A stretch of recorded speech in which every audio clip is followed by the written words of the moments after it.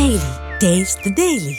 Kannada star నటుడు రిషబ్ శెట్టి హీరోగా స్వయంగా దర్శకత్వం వహించి తీసిన అవైటెడ్ చిత్రం కాంతారా చాప్టర్ 1 భారీ అంచనాల మధ్య విడుదలై మొదటి భాగానికి ఏ మాత్రం తగ్గకుండా మరోసారి డివోషనల్ బ్లాక్ బస్టర్ గా నిలిచింది. ముఖ్యంగా క్లైమాక్స్ లో రిషబ్ శెట్టి చూపించిన నటన ప్రేక్షకుల్ని కుర్చీలకు అతికిపోయేలా చేసింది.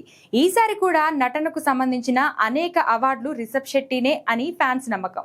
అయితే ఇటీవలే బాలీవుడ్ స్టార్ హీరో రణ్వీర్ సింగ్ ఒక స్టేజ్ ఈవెంట్ లో రిషబ్ శెట్టి చేసిన అదే క్లైమాక్స్ వర్షన్ ను ఇమిటేట్ చేసిన వీడియో వైరల్ అయింది. ఇందులో రణ్వీర్ చేసిన హావభావాలను రిషబ్ శెట్టి నటనను అవమానించేలా ఉన్నాయి అని సోషల్ మీడియాలో కొంతమంది నెటిజన్లు తీవ్రంగా విమర్శించారు.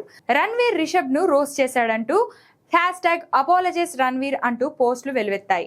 ఈ వివాదంపై రణ్వీర్ సింగ్ స్వయంగా స్పందించాడు. తాను ఒక నటుడిగా మరో నటుడు అద్భుతమైన నటనను హైలైట్ చేయడమే తన ఉద్దేశమని, ఎట్టి పరిస్థితుల్లోనూ ఎవరిని అవమానపరిచేలా భావం లేదని ఆయన స్పష్టం చేశారు.